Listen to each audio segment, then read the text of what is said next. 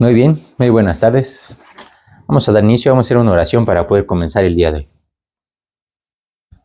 Bendito Dios y amado Padre Celestial, te damos muchas gracias, Señor, porque tú nos permites estar reunidos. Gracias por tu misericordia, Señor. Gracias porque nos permites tener la vida y la salud. Gracias por la libertad que tú nos das de estudiar tu palabra. Gracias porque podemos estudiarla, Señor, con toda libertad. Te pedimos para que tú llegues a nuestros corazones el día de hoy, para que tú nos hables, Señor, para que tú nos fortalezcas, nos avives. Gracias por tu palabra. Gracias porque también nos tienes en esta tierra con un propósito, Señor. Porque sabemos que si no has venido, pues porque tienes un plan, Señor. Te pedimos también para que tú nos puedas usar con todo tu poder. Te pedimos para que tú nos ayudes a llevar el evangelio a la gente que no te conoce y que están tan perdidos, Señor. Te pedimos para que el día de hoy sea un día de bendición y para que bendigas no solamente este lugar, sino todos los lugares donde se predica tu palabra, que tú les des de tu poder, Señor, y que pueda haber mucha bendición y vida eterna también en la vida de mucha gente. Te lo pedimos, Señor, y te damos muchas gracias en el nombre bendito de tu Hijo Jesús. Amén. Muy bien, vamos a ver el libro de Santiago. Vamos al capítulo 1 y versículo 2 el día de hoy. Vamos a ver un tema que se llama las pruebas. Algo realmente que aparentemente parece sencillo, pero realmente es todo un tema. Ahorita de lo que hablamos, ¿no? Precisamente las pruebas. ¿Qué son las pruebas? ¿Cuántos tipos de pruebas? ¿Para qué son las pruebas? Todo eso es en lo que vamos a ver el día de hoy. Dice Santiago, capítulo 1 y versículo 2. Hermanos míos, empieza diciendo, hermanos míos, tened por sumo gozo cuando os halléis en diversas pruebas. Es un versículo muy pequeño, aparentemente muy pequeño, ¿verdad? Pero tiene algo muy importante. En este versículo hay 3 palabras claves. La primera de ellas arranca diciendo hermanos. El libro de Santiago, el versículo 1 es nada más la introducción de Santiago, ¿verdad? Santiago, siervo de Dios y del Señor Jesucristo, a las 12 tribus que están en la dispersión, salud. Ahí Santiago está abriendo el libro. ¿Pero con qué empieza? Diciendo hermanos míos. ¿Por qué hermanos míos? Porque es un mensaje dirigido a la familia de Dios, a los hijos de Dios, no a cualquiera. Hay mucha gente que se quiere apropiar las cosas de Dios, pero no es para todos. Es solamente para los hijos de Dios. Es decir, este es un mensaje que todo lo que vamos a ver ahorita no es un mensaje para los inconversos. Primero tiene que hacer una aclaración de que todo lo que vamos a ver es para un hijo de Dios. Después dice, ¿verdad? La segunda palabra clave de este versículo es cuando dice, tened por sumo gozo. ¿Qué es eso de sumo gozo? Eso significa, ¿verdad? Que no es un poco de alegría o regocijo. Sumo gozo. ¿Por qué Santiago no se concretó a decir solamente gozo? Pues, que tengas gozo, ¿verdad? Sino que añadió un calificativo extra y que le puso el sumo gozo. Entonces, ¿a qué se refiere cuando dice sumo? Hay que entender que el gozo no es lo mismo que el regocijo. ¿Qué es el regocijo? El regocijo es un acto con el que se manifiesta alegría. Es aquello que se da en un festejo y en una celebración. Eso es el regocijo. Tú te puedes regocijar en una fiesta de cumpleaños, pero no puedes tener gozo en la fiesta de cumpleaños porque son cosas diferentes. Entonces, ¿qué es el gozo? El gozo, ¿verdad? Según el diccionario, es un vil sentimiento de felicidad profunda. Eso lo interpreta como el gozo. Es decir, mucha felicidad. Sin embargo, nosotros sabemos que el gozo no es algo que dependa de una persona, ya que es un fruto del Espíritu. Si es fruto del Espíritu, no es fruto de los seres humanos. De hecho, es el segundo fruto que de los 9 que se mencionan en Gálatas 5, 22 y 23. Mas el fruto del Espíritu es amor y luego dice gozo. O sea que es un regalo de Dios. Entonces eso significa que no depende de las circunstancias. El gozo no depende de si está lloviendo o está soleado, o si está nublado o si la gente está enojada o está muy contenta. Eso significa que se puede experimentar incluso cuando las circunstancias son malas y adversas. Eso es lo maravilloso del gozo. Tú no te puedes regocijar, ¿verdad? Cuando está yendo mal, pero sí puedes tener gozo cuando te está yendo mal. La palabra sumo que se usó aquí en griego, ¿verdad? Es la palabra paz. ¿Qué significa? Todo, totalmente. Eso significa que no es solo tener un poco de gozo, sino un gozo extremo, total y completo. Ese es el gozo que Dios nos da. Y vamos a ver que la tercera palabra clave que habla aquí Santiago, ¿verdad? Tened por sumo gozo cuando os halléis en diversas pruebas. vamos a ver precisamente eso, ¿verdad? ¿Qué son las pruebas? ¿Tú sabes qué es una prueba? A menudo las pruebas son confundidas con las tentaciones, pero no son lo mismo. Las tentaciones te llevan al pecado, mientras que las pruebas conducen a la madurez espiritual. Por eso no son lo mismo, son cosas totalmente distintas. Por eso Dios permite que vengan las pruebas, ¿verdad? Una prueba, en el caso, por ejemplo, en el diccionario, lo define, ¿verdad? Y cuando tú le haces una prueba a un objeto, es para saber cómo funciona, cómo reacciona o qué resultado te produce. Esa es una prueba que le haces a un objeto. Tú puedes probar y analizar una sustancia química y ver cómo reacciona, pues con la luz, con otros elementos químicos. Y te das cuenta que hasta que le das hasta una prueba, te das cuenta cómo reacciona. Pero es como el caso de una herramienta, ¿verdad? Te pueden prometer unas tijeras, ¿verdad? Que te dicen que sirven para cortar papel, cartón y hasta hojalata. Pero cuando las usas y las pones en práctica, no son capaces de cortar ni siquiera bien el papel o el cartón. Por lo menos, por lo mismo, ¿verdad? Mucho menos te van a servir para un objeto más duro como la lámina.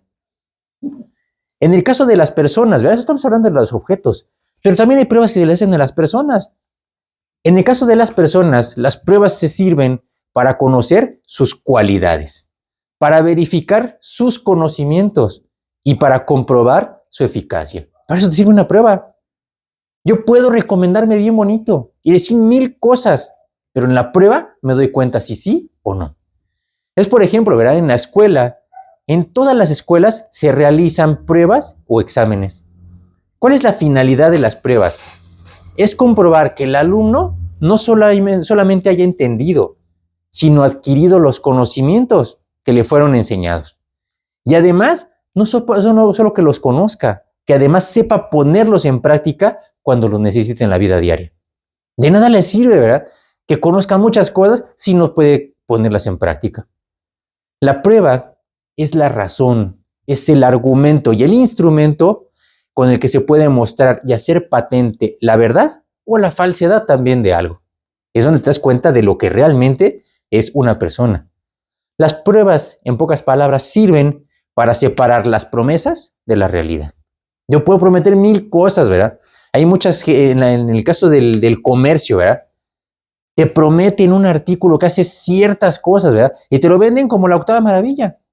Sin embargo, cuando tú lo compras, ¿verdad? Te das cuenta que pues no hace esto y no hace el otro y no tiene esto y no tiene el otro, porque realmente hasta que lo llevas a la práctica te das cuenta de lo que tiene. Ahora, en la vida de los cristianos, las pruebas van a venir sí o sí. Y van a venir solamente por 2 motivos. El primero de ellos, ¿verdad? Por el que vienen las pruebas a los cristianos es por disciplina. Por eso vienen las pruebas. Ahora, ¿qué es la disciplina? Es la forma como Dios trata con sus hijos cuando desobedecen. La disciplina, sí, también es parte del cuidado y también es parte del amor de Dios por sus hijos. Cuando se desvían y andan en rebeldía y en apostasía. Es parte del amor de Dios. Hay mucha gente, muchos cristianos que dicen que Dios ya los abandonó solo porque están atravesando muchos problemas y dificultades. Sin embargo, han olvidado, ¿verdad? Ahorita vamos a ver un pasaje que dice eso. Y han olvidado que también la disciplina forma parte del cuidado de Dios. Porque Dios no disciplina a quienes no son sus hijos. Hay que entender que la disciplina de Dios corrige, pero no destruye. Eso es algo muy importante, ya que Dios disciplina sí, pero disciplina con amor y disciplina con cuidado. No nada más a lo tonto, ¿verdad? Dios tiene toda la autoridad y también la capacidad para pasarnos por alto y podría destruirnos si lo quisiera. Gracias a Dios por su amor, porque aún en medio de la disciplina tiene cuidado por cada uno de nosotros. Hay personas, ¿verdad? En este mundo hay personas que enojados te dicen y cometen muchas equivocaciones, especialmente en la corrección de sus hijos. Hay gente que pierde el control fácilmente y cometen actos que dicen después, es que yo no lo quería hacer. Hoy, en la actualidad, hay muchos niños descuidados, niños maltratados, niños abandonados por la negligencia y falta de sabiduría de sus padres. Incluso, ¿verdad? Hay casos por ejemplo, en el que una mujer mató a golpes a su bebé solo porque el bebé, pues, no se callaba. Qué trágico es que pueda llegar una persona a este nivel. Imagínense, ¿verdad? Gracias a Dios que Él no se exaspera. Dios no se sale de quicio. Dios no comete imprudencias. No hace atrocidades ni barbaridades. Dios no actúa impulsivamente. A Dios no se le pasa la mano. Si ese fuera el caso, nos destruiría, ¿verdad? Nos acabaría y nos borraría del mapa por completo. Aún en medio de la disciplina, Dios tiene el control absoluto de todas y cada una de las circunstancias que permite que vengan a nuestra vida. Dios tiene un plan y tiene un propósito específicos. Vamos a ver el libro de Hebreos, capítulo 12, versículos 5 al 8. Una página ahí atrás donde estamos. Y habéis ya olvidado la exhortación que como a hijos se os dirige diciendo: Hijo mío, no menosprecies la disciplina del Señor, ni desmayes cuando eres reprendido por Él, porque el Señor al que ama disciplina y azota a todo el que recibe por hijo. Si soportáis la disciplina, Dios os trata como a hijos, porque ¿qué hijo es aquel a quien el Padre no disciplina? Pero si se os deja sin disciplina, de la cual todos han sido participantes, entonces sois bastardos y no hijos. Y aquí empieza diciendo Hebreos, habéis ya olvidado la exhortación. ¿Cuántos hijos de Dios olvidan que esto es una exhortación? Dice que como a hijos se os dirige. No está hablando acerca de que es un descuido, ¿verdad?, de parte de Dios. Por eso dice aquí, no menosprecies la disciplina del Señor, ni tampoco desmayes cuando eres reprendido por Él. Dice el Señor, al que ama, disciplina. Es parte del amor de Dios. Hay mucha gente que confunde el amor de Dios con que los deja hacer todo lo que quieran. Y es que Dios es amor y Dios no puede hacer las cosas. No, pues Dios las hace precisamente porque es amor. Por eso dice aquí, ¿verdad? Y el versículo 8 habla de algo bien importante. Dice, si se os deja sin disciplina, de la cual todos han sido participantes, dice, entonces, ¿qué eres? Bastardo y no hijo. ¿Te suena esa palabra de bastardo? ¿Sabes qué significa el bastardo? El bastardo es un hijo que nació fuera del matrimonio. Es a lo que se le llama un hijo ilegítimo. Es un hijo natural. Es un hijo no reconocido. Es decir, es alguien que no pertenece a una familia determinada. Con eso le dicen a una persona que no pertenece a esa familia. Cuando aquí en Hebreos 12:8 dice que una persona sin disciplina es un bastardo, no se refiere a un insulto. Se refiere a una condición de exclusión. Es decir, que no pertenece a la familia de Dios. Si a ti Dios no te está tratando, es porque no eres parte de su familia. Así de fácil. Ya sea con trato, con disciplina, con el que quieras, pero no perteneces a esa familia. Debemos recordar que Dios nunca trata con los incrédulos. Cuando ellos tienen problemas, ¿verdad? Hay mucha gente que tú dices, bueno, y tú lo ves lleno de problemas y de dificultades, ¿verdad? Incluso de enfermedades. No es causa de la prueba de Dios, ni tampoco es su disciplina. Entonces, ¿por qué la gente vive así? Son las consecuencias de sus múltiples pecados y de sus desviaciones. Vamos a Romanos, vamos a ver capítulo 1 de Romanos, los últimos versículos, del 21 hasta el 28. Porque muchas veces se confunden las cosas, pero Dios no es que tenga un trato con ellos, es que ellos mismos se apartaron de Dios. Desde el versículo 21. Pues habiendo conocido a Dios, no le glorificaron como a Dios ni le dieron gracias, sino que se envanecieron en sus razonamientos y su necio corazón fue entenebrecido. Profesando ser sabios, se hicieron necios y cambiaron la gloria del Dios incorruptible en semejanza de imagen de hombre corruptible, de aves, de cuadrúpedos y de reptiles, por lo cual también Dios los entregó a la inmundicia en las concupiscencias de sus corazones, de modo que deshonraron entre sí sus propios cuerpos, ya que cambiaron la verdad de Dios por la mentira, honrando y dando culto a las criaturas antes que al Creador, el cual es bendito por los siglos. Amén. Por esto Dios los entregó a pasiones vergonzosas, pues aún sus mujeres cambiaron el uso natural por el que es contra naturaleza, y de igual modo también los hombres, dejando el uso natural de la mujer, se encendieron en su lascivia unos con otros, cometiendo hechos vergonzosos, hombres con hombres, y recibiendo en sí mismos la retribución debida a su extravío. Y como ellos no aprobaron tener en cuenta a Dios, Dios los entregó a una mente reprobada para hacer cosas que no convienen. Ayer estábamos hablando acerca de eso. Precisamente, ¿verdad?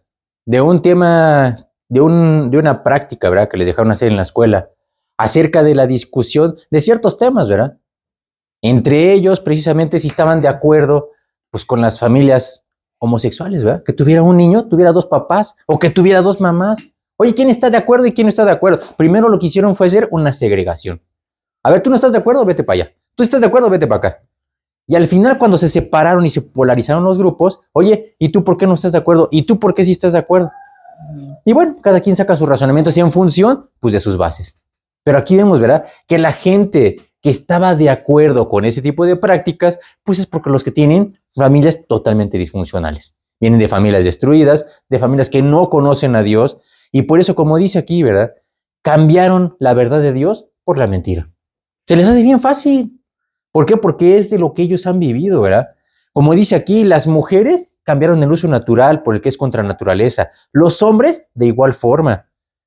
Como dice el resumen de Romanos, ¿verdad? 1:28. Ellos no aprobaron tener en cuenta a Dios. Por eso Dios los entregó a una mente reprobada para hacer cosas que no convienen. Y eso es lo que nosotros vemos y lo que ahora hay que llevarle a la gente. Eso se llama el Evangelio, el que nos abre los ojos para no cometer imprudencias de este tamaño. Esa es una de las formas de trato, ¿verdad? En el que Dios actúa con disciplina a sus hijos.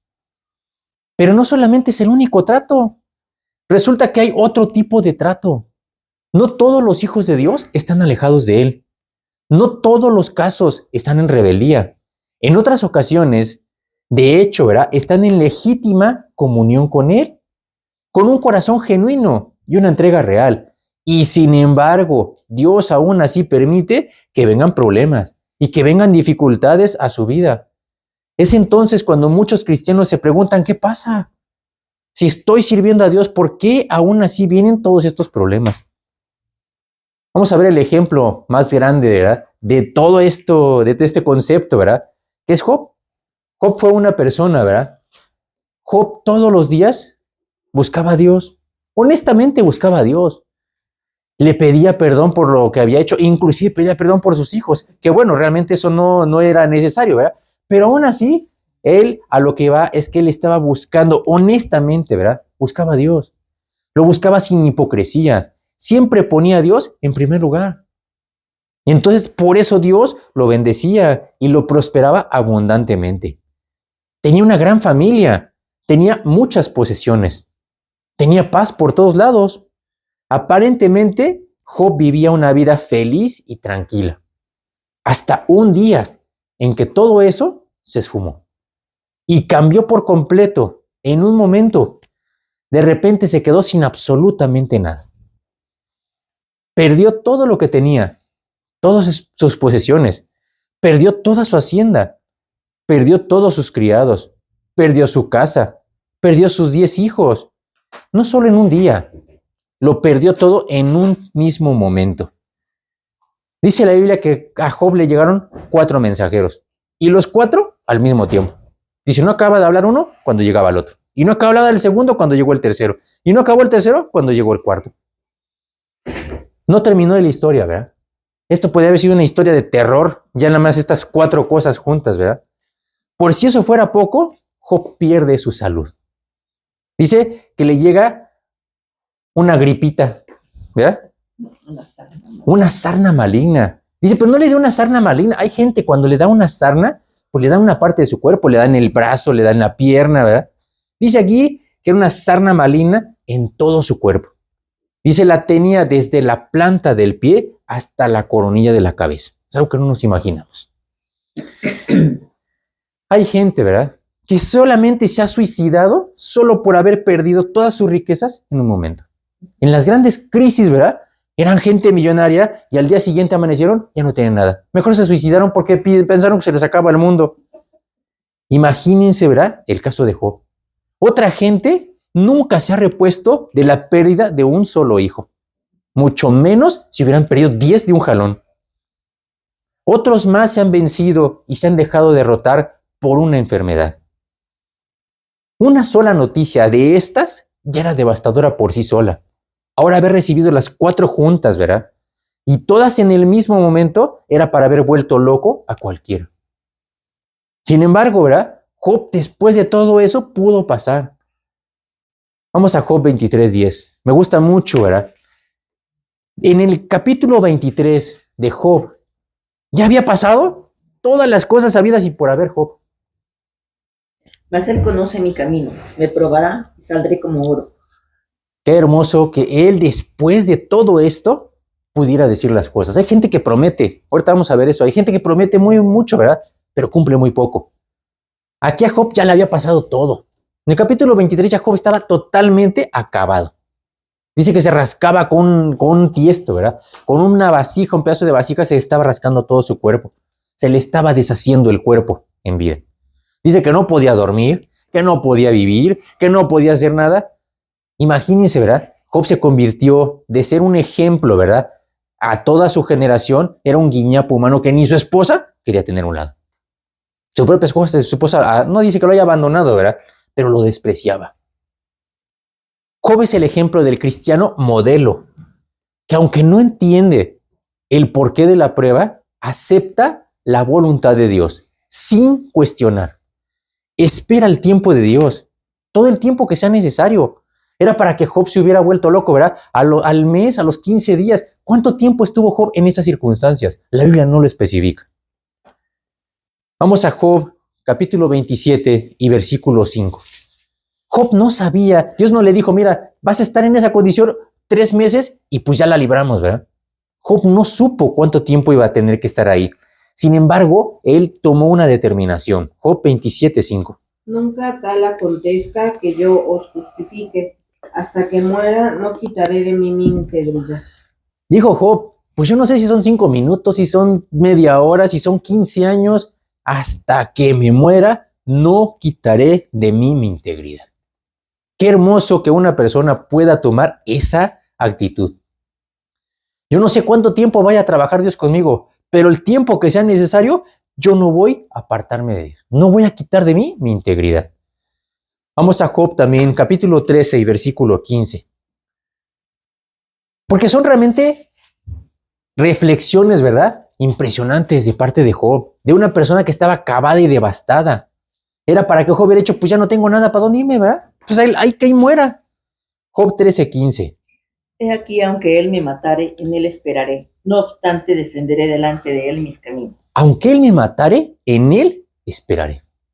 A mí me tocó vivir, ¿verdad? En los hospitales, ¿verdad? Me tocó trabajar en unos hospitales y trabajé por un lugar en el que llamaban lesionados medulares, a donde iban personas que habían quedado parapléjicas. Es decir, ¿verdad? Y por lo general había muchos jovencitos, ricos, ¿verdad? Que se dedicaban a vivir de lujos y a vender los mejores carros. Iban y se mataban, ¿verdad? Bueno, eso pensaban ellos. Decían, el día que yo choque, me estampo, me muero y se acabó todo. Pues se daban cuenta que sí, chocaban, pero no se morían. Habían quedado parapléjicos. La impotencia de ellos era no poderse suicidar. Imagínense, ¿verdad? Porque quedaban totalmente inservibles. Imagínense Job. Él era para que, dicho, Señor, ya ahí le paramos, ¿verdad? Se acabó. ¿Por qué vienen los problemas a los otros? Pues porque Dios lo permite. Porque Dios tiene un plan. Y Dios no quiere que nosotros nos echemos a correr, ¿verdad? Y que tiremos la toalla. Vamos a ver otro ejemplo, ¿verdad? Vamos al libro de Salmos. Vamos al capítulo 73, versículos 13 y 14. Otra persona, un cantor en el tiempo de David que se llamaba Asaf. Este era una persona, ¿verdad? Que por otro lado, ¿verdad? Realmente él se comparaba. Asaf es el ejemplo del cristiano promedio. Quien comparó, ¿verdad? Se le ocurrió comparar su vida con la de los inconversos. Y después de haber hecho un análisis, a ver, ¿qué hizo esto y qué hice yo, verdad? Imagínense que Asaf llegó a una terrible decisión. Vamos a los versículos 13 y 14. Verdaderamente en vano he limpiado mi corazón y lavado mis manos en inocencia, pues he sido azotado todo el día y castigado todas las mañanas. Asaf dijo, oye Señor, ya me cansé. El Señor de aquí enfrente, ¿verdad? Dice, ha logrado con creces todos los antojos de su corazón, pasando, ¿verdad? por quien tenga que pasar, haciendo lo que tiene que hacer, ¿verdad? Dice, y su lengua pasea la tierra. Es decir, y todavía se burla de Dios. Llega un momento en el que Asaf después dice, y yo por otro lado, dice, he sido azotado todo el día y castigado todas las mañanas. ¿Y cuál es mi recompensa? Dice, como dice el versículo 13, en vano he limpiado mi corazón. He lavado mis manos en inocencia. Qué trágico suena eso, ¿no? Como cristianos, muchas veces no entendemos por qué vienen los problemas. Asaf tampoco entendía. Imagínense, ¿verdad? Que llega un momento en el que estás tan abatido, ¿verdad? Que piensas igual que Asaf. Tú también a veces has llegado a creer que todo tu trabajo en el Señor es en vano. Tal vez no lo digas, pero en alguna ocasión has pasado por un desánimo tal que has perdido toda la esperanza y el deseo de seguir adelante. Y Señor, ya me cansé. Vamos a ver lo que dice el versículo 17 de nuestro pasaje. Salmo 73, versículo 17. ¿Qué hace falta? ¿Qué es lo que hizo Asaf? Hasta que entrando en el santuario de Dios comprendí el fin de ellos. Qué hermoso.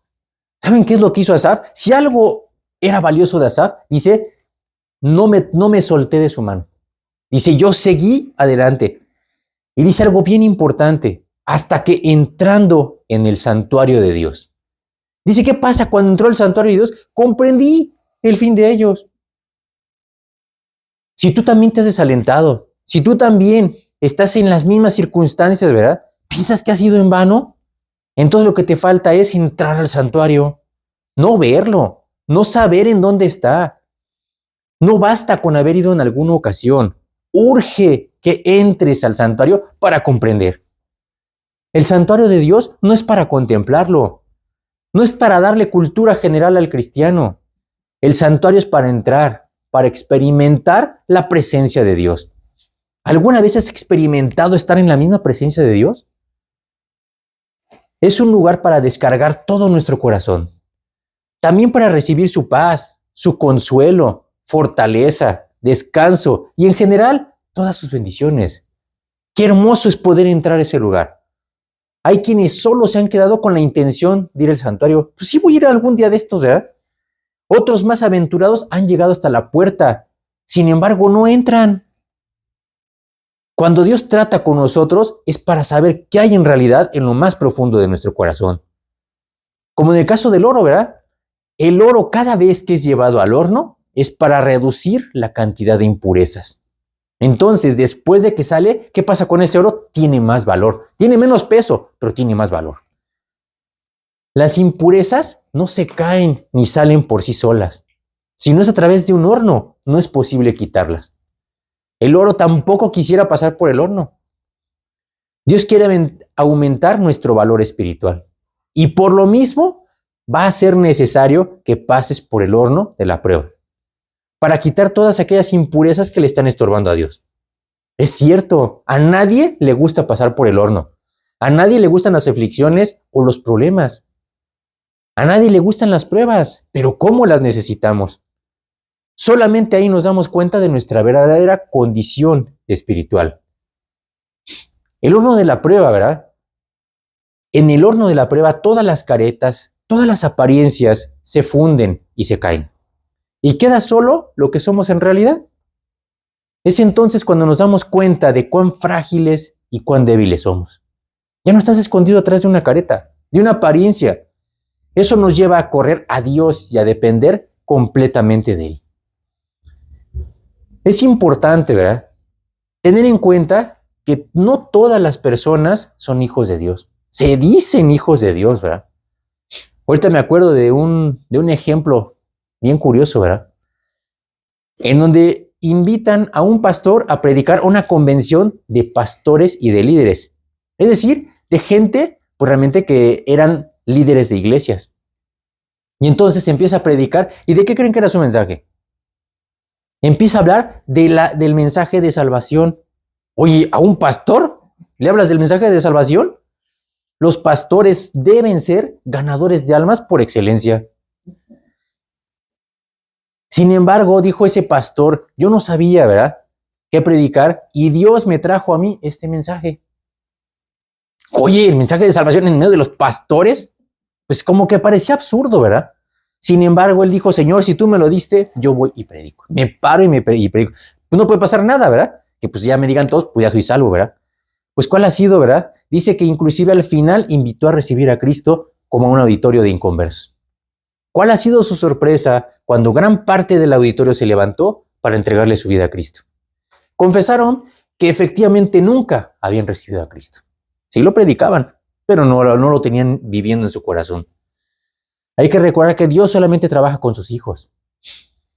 Por lo tanto, Dios solo permite que vengan pruebas a los hijos, ¿verdad? Para saber realmente qué hay en lo más profundo de su corazón. ¿Cuáles son las características de las pruebas? Porque vimos un preámbulo de lo que son las pruebas, ¿verdad? Número 1, las pruebas son permitidas por Dios. No es algo que venga nada más de la noche a la mañana, ¿verdad? No son enviadas por Dios, definitivamente, pero sí son permitidas por Él. Dios quisiera tener solamente hijos dóciles y obedientes, que obedezcan sin dudar y sin renegar. Pero en realidad, la realidad es que hay muchos rebeldes y necios, los cuales necesitan pasar por el horno de la prueba, porque de esta forma las impurezas jamás saldrán. Así por las buenas no, ¿verdad? Vamos al Salmo 32, versículos 8 y 9. Dios tiene que hacernos entender. ¿Y cómo nos hace entender? Pues hasta que hay realmente la prueba. 32, Salmo 32, capítulo, versículos 8 y 9. Te haré entender y te enseñaré el camino en que debes andar. Sobre ti fijaré mis ojos.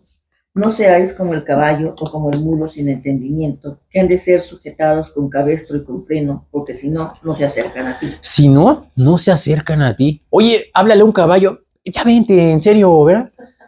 No seas necio, ¿verdad? Como dice aquí, no seas como el caballo, como el mulo sin entendimiento. No habla acerca de su capacidad de carga, porque son animales muy fuertes. Habla acerca de su entendimiento. Dice, si no son sujetados con cabestro y con freno, no se acercan a ti. Hay muchos cristianos que necesitan cabestro y freno, que necesitan pruebas para sacar todo eso. De otra forma, como dice aquí, no van a salir esas impurezas, ¿verdad? Por eso Dios lo permite. Número 2, las pruebas son diseñadas para fortalecer la fe y el carácter. Las pruebas son necesarias para crecer, en pocas palabras. No hay otro camino para la madurez. Hay mucha gente que le gustan las pruebas maruchan, ¿verdad? Quisieran en 5 minutos que salía todo bonito. No se puede. Como veíamos ahorita, ¿verdad? En el caso de Job, Job 23:10, mas él conoce mi camino, me probará y saldré como oro. Pero no, él no dijo, pues nada, va a platicar y pues voy a salir pulidito, ¿verdad? Dice, me probará. Job estaba consciente de que necesitaban venir las pruebas. Vamos a Santiago, ¿verdad? Capítulo 1, aquí donde estamos viendo. Pero ahora vamos a ver versículos 12 y el 13 también. Bienaventurado el varón que soporta la tentación, porque cuando haya resistido la prueba, recibirá la corona de vida que Dios ha prometido a los que le aman. Cuando alguno es tentado, no diga que es tentado de parte de Dios, porque Dios no puede ser tentado por el mal, ni él tienta a nadie. Bienaventurado el varón que soporta la tentación. Que soporta, dice, cuando haya resistido, ¿qué? Las pruebas. Recibirá la corona de la vida. Y como dice aquí, ¿verdad? Cuando alguno es tentado, no diga que es tentado de parte de Dios, porque él no puede ser tentado por el mal, ni él tienta a nadie. No es su objetivo andar tentando a la gente. Permite que vengan las pruebas para que nosotros salgamos adelante. Dice, el que ha resistido la prueba recibirá la corona de la vida. En tercer lugar, las características, ¿verdad?, de las pruebas es que son controladas por Dios. Esa es la característica más importante.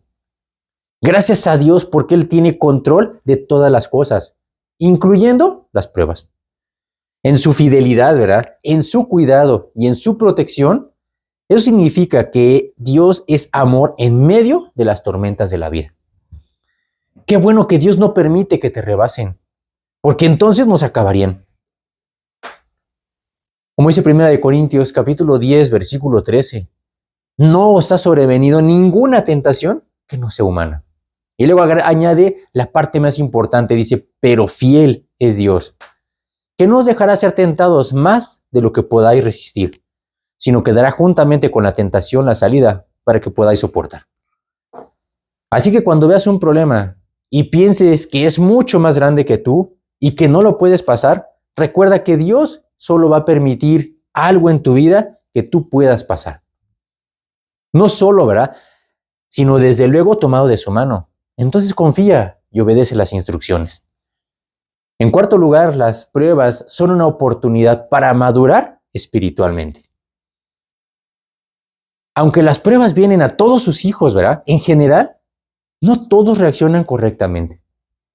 Hay que aceptar la voluntad de Dios, sabiendo que la voluntad de Dios es buena, es agradable y es perfecta. Aunque no nos parezca, aunque no lo creamos, debemos confiar en que Dios nunca se equivoca. Entonces, venga lo que venga, es parte del plan de Dios. Oye, Señor, se me hace que se te pasó la mano ahora sí, ¿verdad? Se te olvidó que yo estoy por acá, ¿verdad? Vamos a 1 de Pedro, capítulo 1 y versículo 7. Es necesario que vengan estas pruebas. Para que sometida a prueba vuestra fe, mucho más preciosa que el oro, el cual aunque perecedero se prueba con fuego, sea hallada en alabanza, gloria y honra cuando sea manifestado Jesucristo. Dice que nuestra fe tiene que ser sometida a prueba. Otra vez, como si irás a la misma comparación del oro. El oro tiene que meterse al horno, no le queda de otra. Dice, tiene que ser hallada nuestra fe en alabanza, gloria y honra cuando sea manifestado Jesucristo. Lo que pasa con muchos cristianos, ¿verdad? Quieren las cosas inmediatas. Aquí dice hasta cuando sea manifestado Jesucristo. Es decir, hasta cuando nos llama a su presencia o cuando Él venga por nosotros. 1 de Pedro 1:7. En quinto lugar, las pruebas reflejan la maduración del carácter en nuestra vida. Solo en las pruebas es en donde sale lo que realmente tenemos adentro de nuestro corazón. Ahí te das cuenta de qué tienes, ¿verdad? Podemos decir muchas cosas, puedes hablar lo que tú quieras, incluso prometer. Pero en medio de la prueba sale a flote solamente la realidad, no las promesas. Es como les digo, ¿verdad? Que yo en alguna ocasión estuve en unas pruebas que estaban haciendo para acerca de las brigadas de emergencia, y una de ellas era primeros auxilios. ¿Y cuántos se apuntaron? Hombre, pues un montón levantaron la mano. Y ya, pues está bien, ¿verdad? O sea, pues no puede decir que no. Y a la hora de que hoy se cayó una persona porque se cortó y vieron la sangre, se vio que se desmayó. No todos. A la hora de la prueba es cuando te das cuenta que no todos tienen la capacidad para hacerlo. Vamos a Juan 13:38.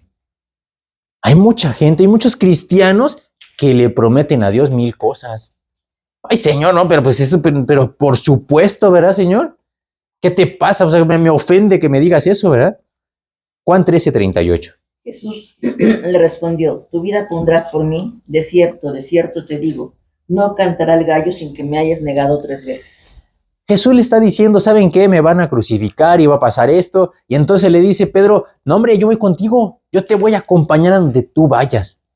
Dice, es más, mi vida pondré por ti. Y Jesús todavía le dice, oye, ¿estás seguro? ¿Tu vida pondrás por mí? Dice, no va a pasar el día de hoy, no va a cantar el gallo hasta que me niegues, no 1, ni 2, 3 veces. Realmente qué triste es que haya cristianos que tengan la boca muy suelta.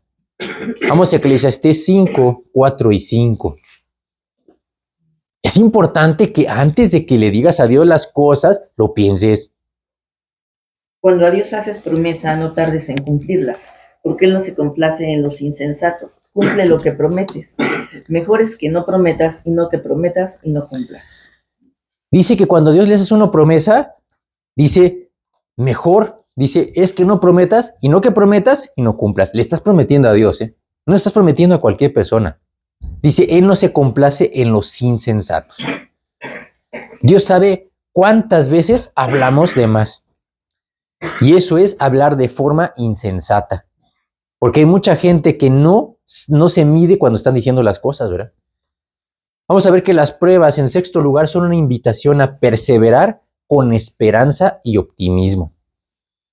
Hay mucha gente, muchos cristianos que se desmoronan en las pruebas. Se desaniman y ya no quieren seguir adelante. Vamos a Romanos 8:18.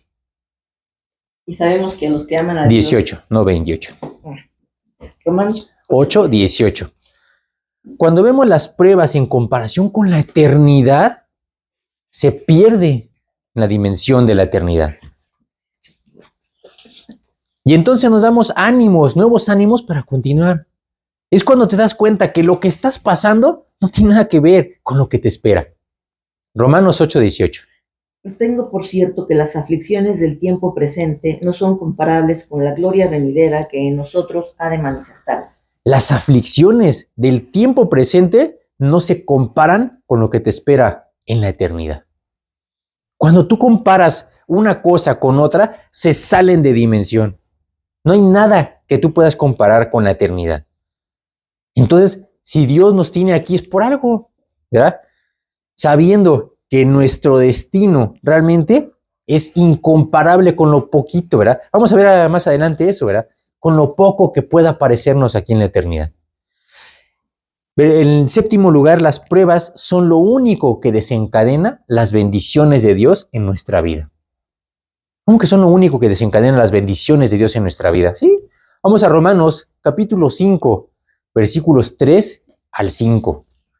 Romanos capítulo 5, versículos 3 al 5. Y no solo esto, sino que también nos gloriamos en las tribulaciones, sabiendo que la tribulación produce paciencia, y la paciencia prueba, y la prueba esperanza. Y la esperanza no avergüenza, porque el amor de Dios ha sido derramado en nuestros corazones por el Espíritu Santo que nos fue dado. Dice aquí que nosotros nos gloriamos en las tribulaciones. Oye, ¿tú te glorías en las tribulaciones? ¿Le das gracias a Dios por los problemas? Ay, gracias, Señor, por todos los problemas que me vinieron, ¿verdad? Pocas veces nos gloriamos en las tribulaciones. Pocas veces alcanzas a ver que las tribulaciones es el instrumento que Dios está trayendo a tu vida.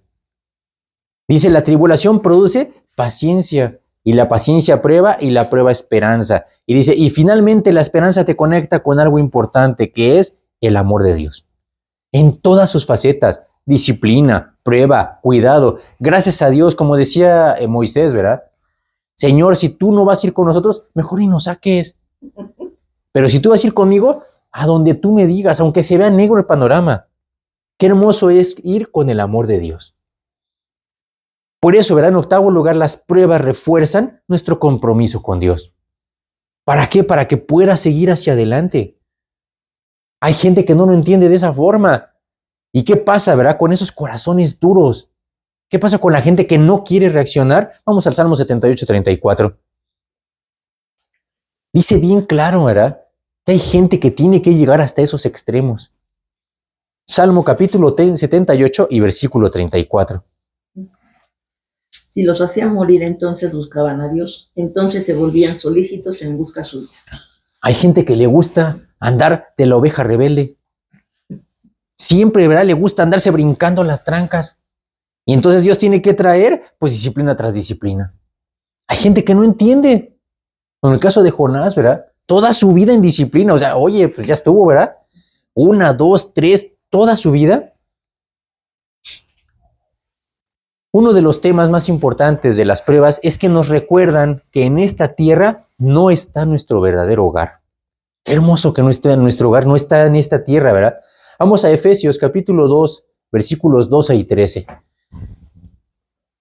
Cuando te das cuenta, ¿verdad? De que aquí somos nada más peregrinos y extranjeros. Efesios 2, 12 y 13. En aquel tiempo estabais sin Cristo, alejados de la ciudadanía de Israel y ajenos a los pactos de la promesa, sin esperanza y sin Dios en el mundo. Pero ahora en Cristo Jesús, vosotros, que en otro tiempo estabais lejos, habéis sido hechos cercanos por la sangre de Cristo. Nuestra ciudadanía no era espiritual, estabas alejado. Dice, pero Dios, ¿verdad? Ahora en Cristo Jesús, dice, los que estaban lejos han sido cercanos por la sangre de Cristo. Qué hermoso que ahora ya no eres parte. Y vamos a Filipenses, el siguiente libro, ¿verdad? Filipenses 3:20.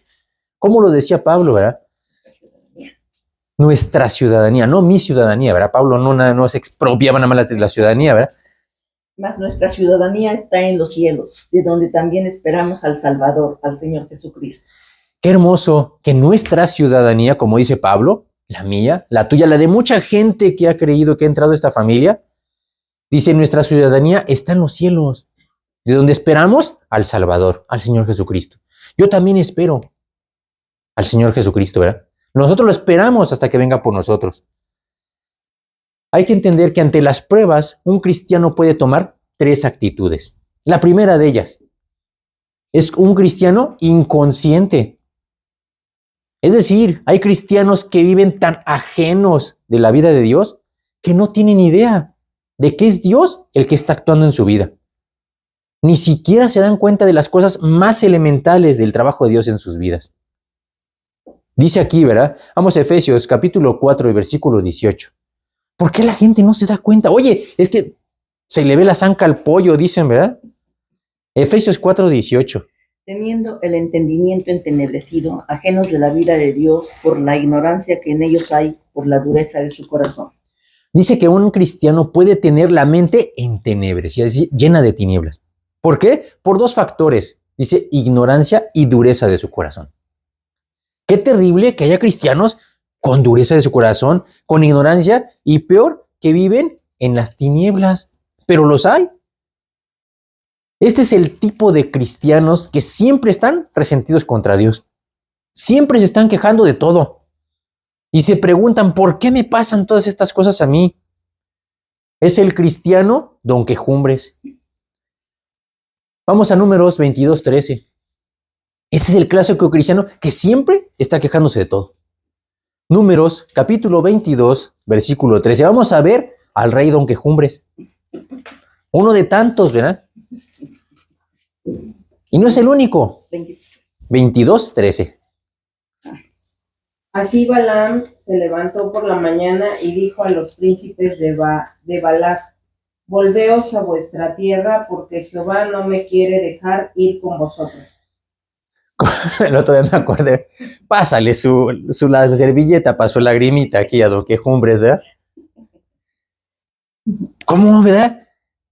Balaam, ¿quién era Balaam? Número 1, era un cristiano. Número 2, era un profeta. Número 3, hablaba con Dios. Y número 4, Dios le respondía. Y aún así, ay, pues es que Dios no me quiere dejar ir con ustedes. Imagínense a un hijo de Dios refiriéndose así de Dios, pero ¿con quién? Se estaba quejando. Es el prototipo del cristiano incomprendido, mártir y sufrido, quejándose de Dios, pero con los inconversos. Imagínate que tú te vas a quejar con Satanás de Dios. Pues claro que el otro te va a decir, no, hombre, pues véngase para acá, ¿verdad? Pobrecito, no te entienden.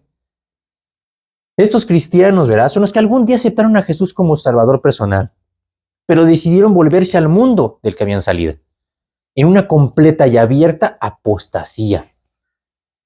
Qué tremendo que haya cristianos que se hayan vuelto y que le hayan dado la espalda a Dios. Vamos a ver este caso, ¿verdad? Segunda de Pedro 2, 20 al 22. Qué terrible. Y sí los hay. Gente que realmente se regresan al mundo. Y como vamos a ver cómo termina aquí, ¿verdad? Como el verdadero proverbio, ¿verdad? Segunda de Pedro 2, 20 al 22. Ciertamente, si habiéndose ellos escapado de las contaminaciones del mundo por el conocimiento del Señor y Salvador Jesucristo, enredándose otra vez en ellas, son vencidos, su postrer estado viene a ser peor que el primero, porque mejor les hubiera sido no haber conocido el camino de la justicia que después de haberlo conocido volverse atrás del santo mandamiento que les fue dado. Pero les ha acontecido lo del verdadero proverbio: el perro vuelve a su vómito y la puerca lavada a revolcarse en el cielo. Ciertamente, dice aquí Pedro, ya ellos se habían escapado de las contaminaciones del mundo. Por el conocimiento del Señor y Salvador Jesucristo, ya los había rescatado. Dice, ellos, ¿qué hicieron? Se enredaron otra vez en esas mismas contaminaciones y dice, y son vencidos. ¿Qué pasa? Su postrer estado viene a ser peor que el primero. Dice, le era mejor no haber conocido el camino de la justicia que después de haberlo conocido se volvieron atrás del santo mandamiento que les fue dado. Hay mucha gente que está atrás. Hay mucha gente que lo ha dejado. Como dice aquí, les ha acontecido lo del verdadero proverbio. El perro vuelve a su vómito y la puerca lavada a revolcarse en el cielo. Dice, bueno, ¿cómo es posible, verdad? Pues hay cristianos que así son. Hay gente, ¿verdad? Como dice, totalmente inconscientes con Dios. Vamos a ver el segundo tipo de cristiano. El cristiano consciente y con una actitud incorrecta. Hay otros cristianos que sí están conscientes de las pruebas, pero que no quieren hacer nada para pasarlas. Al contrario, le dan las vueltas. ¿Se acuerdan quién era aquí el ejemplo máximo de esto? ¿Verdad? Pues Jonás. Jonás le dijo, Señor, ¿qué quieres que vaya? pues ve a predicar a Nínive. Y dice, y él se levantó. Pero para ir al lado contrario. Qué triste es que te levantes para ir al lado contrario, ¿verdad? Jonás dice, fue al llamado de Dios, pero prefirió irse ingenuamente lejos de la presencia de Jehová. Dijo, vamos a ver en dónde está el lejos, ¿verdad? Lo que Jonás, ¿verdad?, en su rebeldía no recordaba es el Salmo 139. Qué hermoso que nosotros tenemos la palabra y la profecía completa. Ya no tenemos excusa para decir, es que yo no sabía, Señor. El Salmo 139 dice que no existe un lugar en este planeta que esté lejos de Dios, ni fuera de su alcance. Jonás todavía pretendía retar a Dios y esconderse de él. Qué terrible, ¿verdad? Dios tuvo que llevar a un punto a Jonás en donde que él recordó que él tiene el control absoluto. ¿Se acuerdan qué pasó con Jonás cuando se levanta la tempestad y cuando lo exhiben los marineros, ¿verdad? Y le dicen, es por tu culpa. Él dice, no te preocupes. Dice, échenme al mar y el mar se quitará. Oye, ¿cómo sabía todo eso? Porque se ve que por su causa venía todo esto. Y aún así no quería obedecer. Oye, ¿cómo échame al mar, verdad? Y Dios tenía una serie de preparativos más adelante para él. Pero vemos que no es el único caso, ¿verdad? Hay también la tercera actitud, ¿verdad?, del cristiano consciente y con actitud correcta. Como decía Job, me probará y saldré como el oro. Yo sé que me va a probar. Job estaba consciente de que iban a venir las pruebas y que él no iba a estar exento. Aunque él era varón perfecto y recto y temeroso de Dios, era para que le diga, oye, Señor, pues en cuál de todas te fallé, ¿verdad? Él sabía que él no iba a estar exento. Vamos a ver Job, capítulo 2, versículo 10. A Job le empiezan a llover sobre mojado, dicen, ¿verdad? Empieza a tener una serie de problemas. Y todavía al final, después de que pierde todo y pierde su salud, ¿verdad?, se acerca a su esposa y le dice una de las cosas más terribles que pueda escuchar, ¿verdad? ¿Cómo reacciona Job ante todo esto? Job tenía ya deshecho todo, hasta su familia. Y él le dijo, como suele hablar cualquiera de las mujeres fatuas, has hablado. ¿Qué? ¿Recibiremos de Dios el bien y el mal no lo recibiremos? En todo esto no pecó Job con sus labios. Job, ¿cómo está? Y fíjense cómo dice aquí, Job ya te había perdido todo. ¿Qué recibiremos de Dios el bien y el mal no lo recibiremos? Estaba consciente que aún así le iba a seguir lloviendo. Y no iba a cambiar, como vimos más adelante, ¿verdad? Aunque no entendía por qué vinieron todas estas dificultades en su vida, sin embargo, él tenía la actitud de salir victorioso de las pruebas. Pasara lo que pasara, viniera lo que viniera. Estaba decidido a enfrentar lo que fuera, sin que estas pruebas pudieran cambiar su actitud y su integridad con Dios. Aquí nuestro pasaje donde empezamos en Santiago, ¿verdad? Santiago 1:2 dice, tened por sumo gozo cuando os halléis en diversas pruebas. ¿Cómo que en diversas, verdad? No solo en una, ni en dos, ni tres, en diversas. Eso entendía Job. Oye, Señor, ya había pasado 4 o 5 pruebas, ¿verdad? No sabía cuántas. Él sabía que eran diversas pruebas, ¿verdad?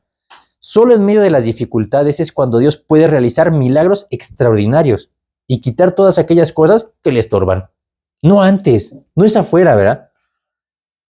Es como el ejemplo de una señora que fue con un pastor y le dijo, ya, yo quiero que me ayude a orar. Claro, ¿para qué vamos a orar? Dice, para que Dios me bendiga.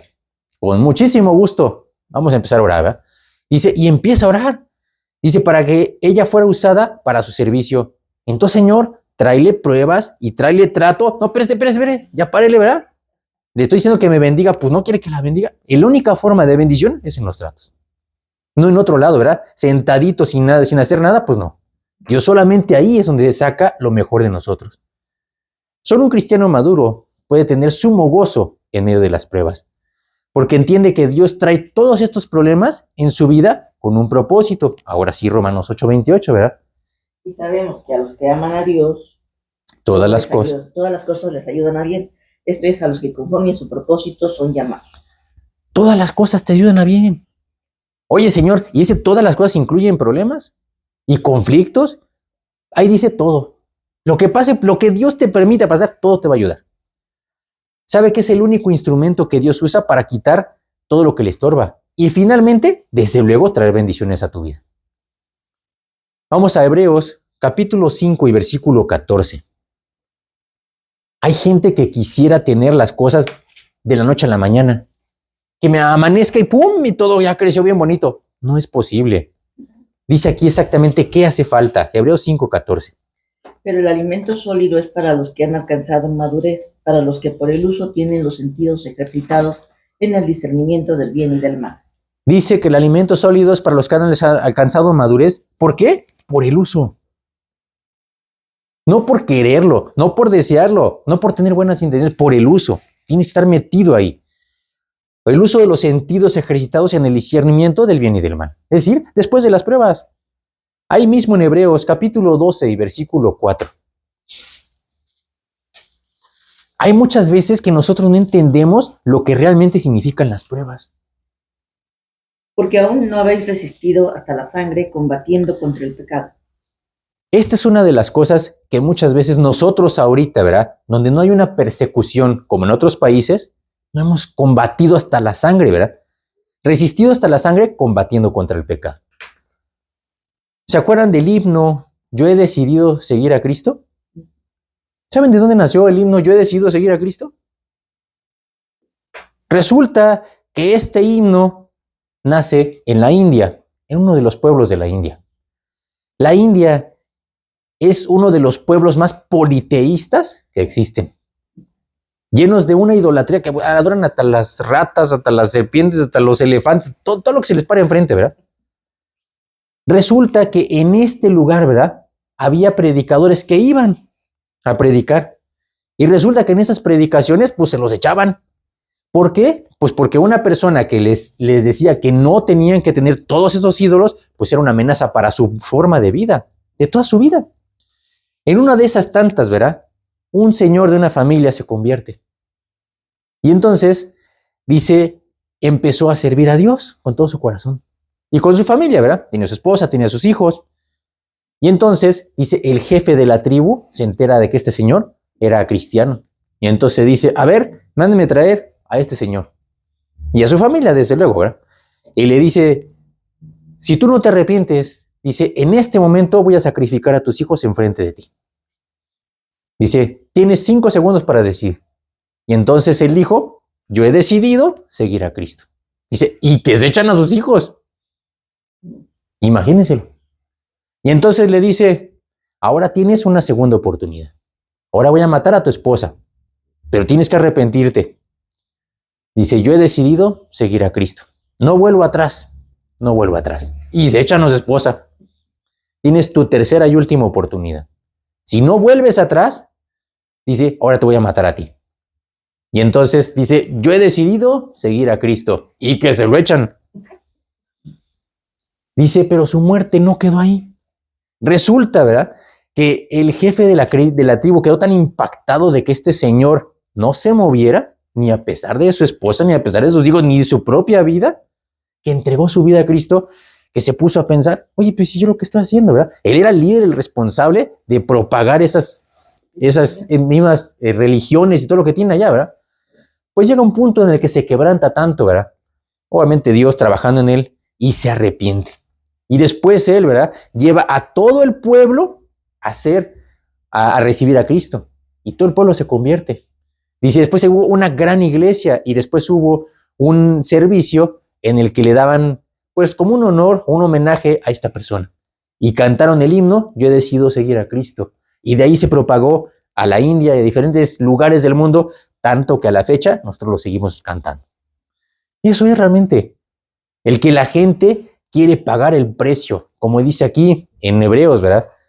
Resistido hasta la sangre, combatiendo contra el pecado. ¿Saben por qué lo pueden hacer? Como le pasó a Esteban. Cuando a él lo estaban apedreando, él no veía las piedras. Él no sentía los golpetazos, ¿verdad? Dice que él veía al Padre sentado a un lado, ¿verdad? Al Hijo sentado a un lado del Padre. Eso es lo que él veía. En esos momentos, ¿verdad? ¿Por qué la gente del Coliseo romano podía estar cantando? ¿Saben quién fue Nerón? Nerón fue uno de los emperadores romanos más crueles del Imperio Romano. Dice, en la noche, ¿verdad? En lugar de prender lámparas, él agarraba cristianos A ver, ahora vamos a poner a fulanito, ¿verdad? Y lo amarraban en una columna y lo prendían. Y esa era su lámpara de las noches.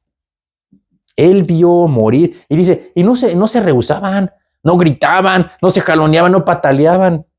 Dice, iban cantando a la muerte. Eso es lo que a esa persona lo impactó. No sé si Nerón se habrá convertido o no. Pero si no, ahora está en la eternidad, sufriendo lo mismo, pero ahora para siempre. Ya no hay vuelta para atrás.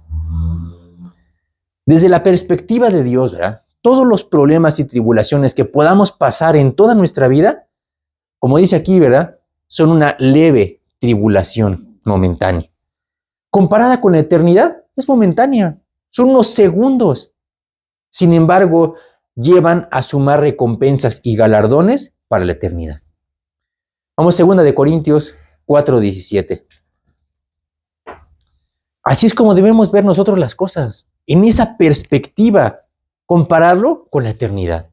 Nos va a dar un valor, como dice aquí, un eterno peso de gloria. 2 Corintios 4:17. Porque esta leve tribulación momentánea produce en nosotros un cada vez más excelente y eterno peso de gloria. Esta leve tribulación momentánea. Es una leve, lo que ves es una chispita nada más comparado con la eternidad.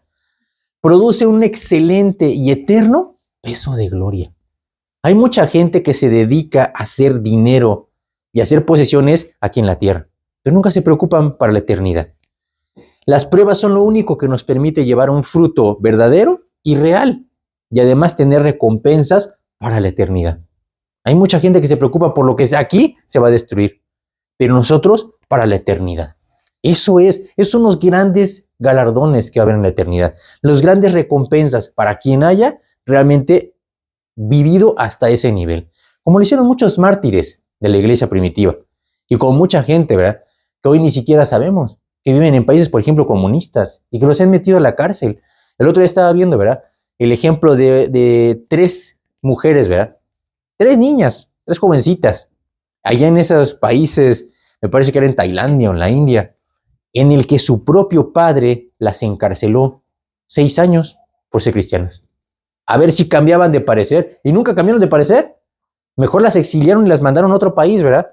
Pero ellas no cambiaron, porque decían que no iban a dar marcha atrás a su Salvador. Qué hermoso que nosotros podamos tener esa misma actitud. Vamos a hacer una oración, vamos a darle gracias a Dios por todo lo que pudimos ver el día de hoy. Bendito Dios y amado Padre Celestial, te damos muchas gracias, Señor, porque tú nos permites estar reunidos. Gracias porque tú nos das de tu bendita palabra. Gracias por todos los ejemplos que tú nos has dado. Te pedimos para que tú nos des también un corazón que quiera servirte, un corazón valiente, Señor, que quiera entregar todo por ti. Te pedimos para que tú nos ayudes a trabajar en tu obra, para que tú nos ayudes y nos uses con todo tu poder, Señor, para que mucha gente pueda venir a la salvación. Te pedimos para que tú nos ayudes, Señor, para que estemos trabajando en tu gloria, en tu obra, Señor, para tu gloria y para tu honra, hasta que tú vengas por nosotros. Te damos muchas gracias, Señor, por todo el tiempo que tú nos has permitido estar aquí. Sabemos que tu venida está más cerca. Te pedimos para que mientras tanto, Señor, no sabemos cuándo va a ser, pero mientras tanto, tú nos ayudes a seguir trabajando y a ser siervos que sean bien aprobados por ti, Señor. Que no se arrepientan y que no dobleguen las fuerzas ante cualquier cosa, Señor. Danos la fuerza y danos la sabiduría. Acompáñanos con tu espíritu para que podamos servirte hasta que tú vengas por nosotros, Señor. Te lo pedimos y te le damos las gracias en el nombre bendito de tu Hijo Jesús. Amén. Dios los bendiga. Terminamos.